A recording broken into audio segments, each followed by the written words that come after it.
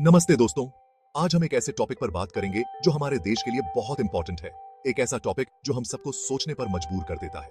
जी हाँ, आज हम बात करेंगे भारत में गरीबी के बारे में। आइए जानते हैं कि आखिर क्यों हमारे देश में गरीबी है, और साथ ही हम ये भी जानेंगे कि इस प्रॉब्लम को सॉल्व करने के लिए क्या स्टेप्स लिए जा सकते हैं। ये जर्नी आसान नहीं है, लेकिन हमें मिलकर इस चैलेंज का सामना करना होगा। तो आइए शुरू करते हैं इस नॉलेज वाली जर्नी को और समझते हैं भारत में गरीबी के रीजंस को। क्या है दोस्तों, भारत की गरीबी की कहानी सदियों पुरानी है और इसकी जड़ें हमारे औपनिवेशिक इतिहास से जुड़ी हुई हैं। ब्रिटिश राज में हमारी इकोनॉमी को जानबूझकर कमजोर बनाया गया। हमारे देश को खेती बाड़ी वाले देश से एक कच्चे माल के सोर्स में बदल दिया गया, जो ब्रिटिश फैक्ट्रीज के लिए कच्चा माल देता था। हमारे पुराने उद्योगों को खत्म कर दिया गया और हमारे कारीगरों को बेरोजगार बना दिया गया। इसका नतीजा यह हुआ कि इंडियन समाज में अमीर और गरीब के बीच का अंतर बढ़ता गया। अमीर और अमीर होते गए और गरीब। लेकिन दोस्तों, कहानी यहीं खत्म नहीं होती। आजादी के बाद भी हम अपने औपनिवेशिक पास्ट के साए से पूरी तरह से फ्री नहीं हो पाए हैं। असमानता आज भी मौजूद है और गरीबी का दुख आज भी करोड़ों लोगों को झेलना पड़ता है। तो आइए आगे बढ़ते हैं और समझते हैं कि गरीबी के और क्या-क्या रीजंस हैं। दोस्तों, शिक्षा को किसी भी समाज की तरक्की की नींव माना जाता है, लेकिन दुर्भाग्य से हमारे देश में आज भी लाखों बच्चे पढ़ाई से वंचित हैं। खासकर गांव के एरियाज में शिक्षा का लेवल काफी नीचे है। इसका एक बड़ा कारण गरीबी ही है। गरीब परिवार अक्सर अपने बच्चों को स्कूल भेजने के बजाय काम पर भेजना पसंद करते हैं। इससे एक विशियस साइकिल बन जाता है।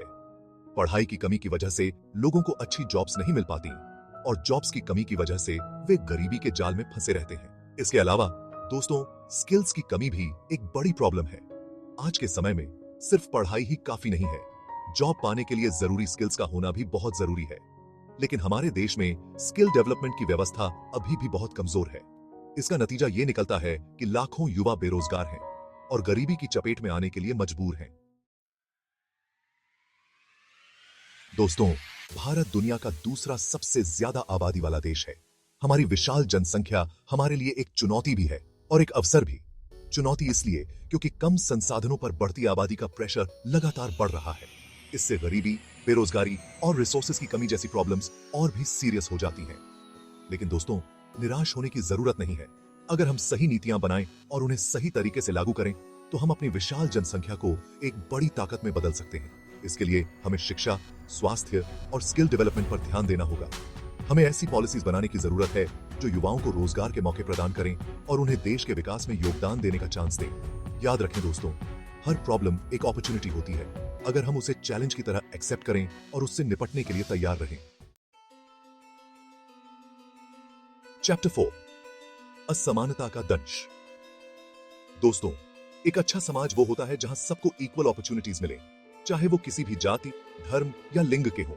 लेकिन दुर्भाग्य से हमारे समाज में आज भी जातिवाद और भेदभाव जैसी बुरी चीजें फैली हुई हैं। ये बुरी आदतें गरीबी और असमानता को और भी बढ़ा देती हैं।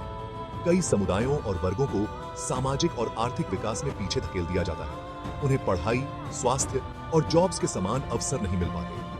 इसका नतीजा ये होता है कि वो गरीबी में फंसे रहते हैं और पीढ़ी दर पीढ़ी ये सिलसिला चलता रहता है। दोस्तों, हमें इस सिलसिले को तोड़ना होगा।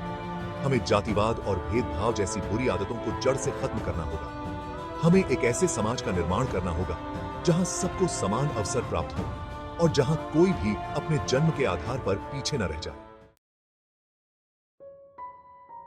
चैप्टर 5, असंगठित क्षेत्र की व्यथा। दोस्तों, इंडिया में ज्यादातर लोग असंगठित क्षेत्र में काम करते हैं। इस सेक्टर में नौकरी की कोई गारंटी नहीं होती और न ही कोई सोशल सिक्योरिटी होती है। असंगठित क्षेत्र में काम करने वाले मजदूरों को अक्सर कम पैसे, ज्यादा काम के घंटे और अनसेफ काम करने की स्थिति का सामना करना पड़ता है। इसके अलावा उन्हें बीमारी, एक्सीडेंट या बुढ़ापे जैसी मुश्किल परिस्थितियों में कोई मदद भी नहीं मिलती। इसका नतीजा ये होता है कि वो हमेशा पैसों की चिंता में जीते हैं और गरीबी से ऊपर उठने के लिए संघर्ष करते रहते हैं। हमें असंगठित क्षेत्र में काम करने वाले लोगों के लिए अच्छी जॉब्स क्रिएट करने की जरूरत है। हमें उन्हें सोशल सिक्योरिटी देने की जरूरत है ताकि वो एक सम्मानजनक जीवन जी सकें।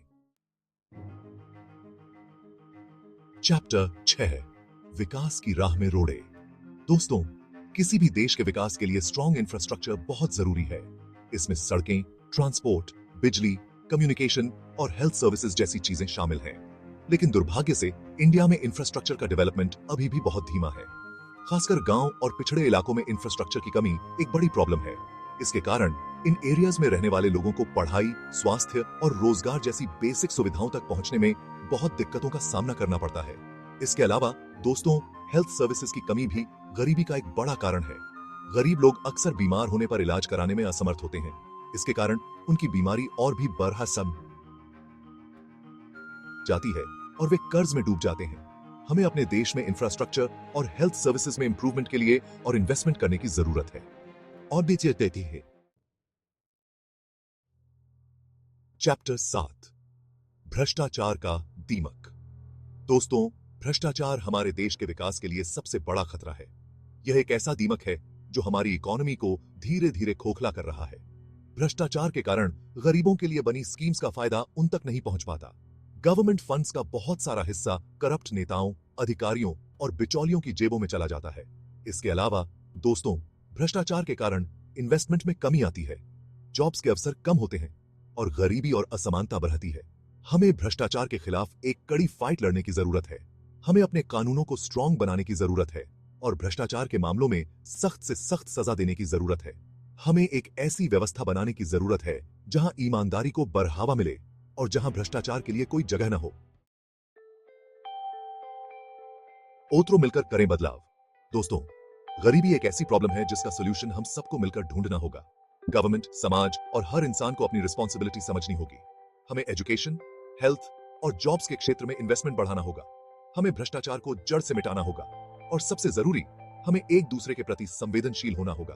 अगर आप इस वीडियो को देख रहे हैं तो इसका मतलब है कि आप इस प्रॉब्लम के प्रति अवेयर हैं और अवेयरनेस ही बदलाव की शुरुआत होती है।